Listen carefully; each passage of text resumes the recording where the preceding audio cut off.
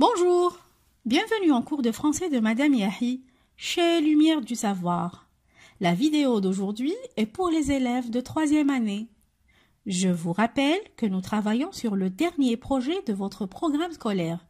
Réaliser un cahier de souvenirs de la classe et un recueil de récits de vie à caractère biographique.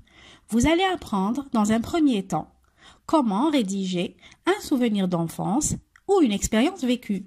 Nous allons voir ensemble une leçon de conjugaison. Et vous allez connaître les temps verbaux dans le récit autobiographique.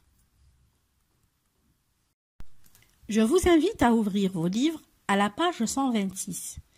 Lisons ensemble le petit énoncé. Quand j'avais 5 ans, j'habitais près d'une rivière. Nous y allions souvent avec mon voisin. Je ne me rappelle plus son nom, mais je me souviens de son visage. Qu'est-ce qu'on nous demande de faire? 1.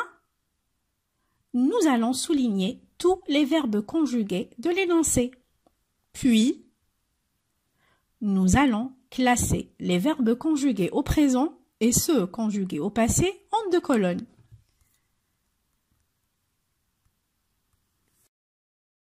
Commençons ensemble.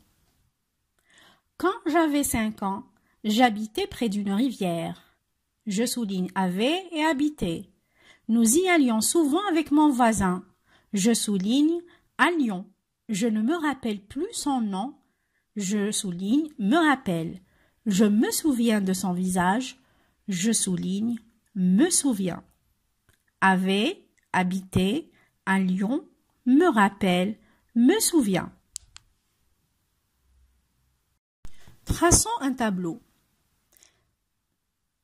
Verbe conjugué au passé, avait, habité, allions. Verbe conjugué au présent, me rappelle, me souvient. Nous allons maintenant répondre aux 5 questions posées à la page 126. Quand le narrateur emploie-t-il le présent? Au moment de l'écriture ou quand il raconte ses souvenirs? Quand le narrateur emploie-t-il le passé? Donne l'infinitif des verbes me rappelle, me souvient. Comment sont formés ces 2 verbes? Comment les appelle-t-on? Conjugue ces 2 verbes au présent de l'indicatif. Nous allons répondre à la première question.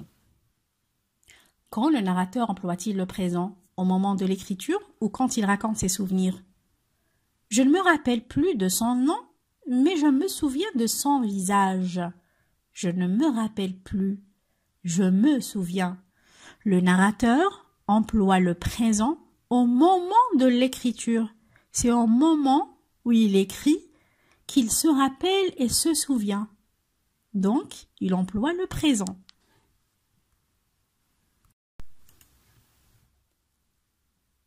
Quand le narrateur emploie-t-il le passé? Quand j'avais 5 ans, j'habitais près d'une rivière. Nous y allions souvent avec mon voisin. Le narrateur emploie le passé quand il raconte ses souvenirs. Quand j'avais 5 ans, j'habitais, nous y allions, il se souvient, il emploie donc le passé. Donnons l'infinitif des verbes me rappelle et me souvient. Je me rappelle, se rappeler, avec un seul L, se rappeler. Je me souviens,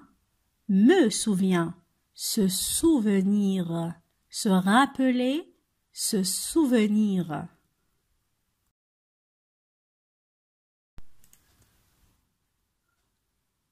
Comment sont formés ces 2 verbes et comment les appelle-t-on?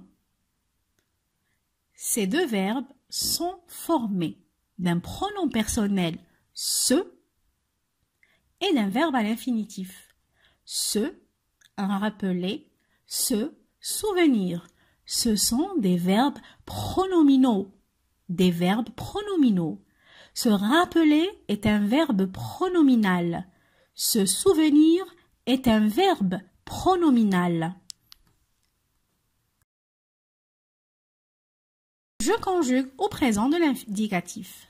Se rappeler, je me rappelle, LLE, tu te rappelles, LLES, il, elle et on se rappellent, LLE. Nous nous rappelons, LONS.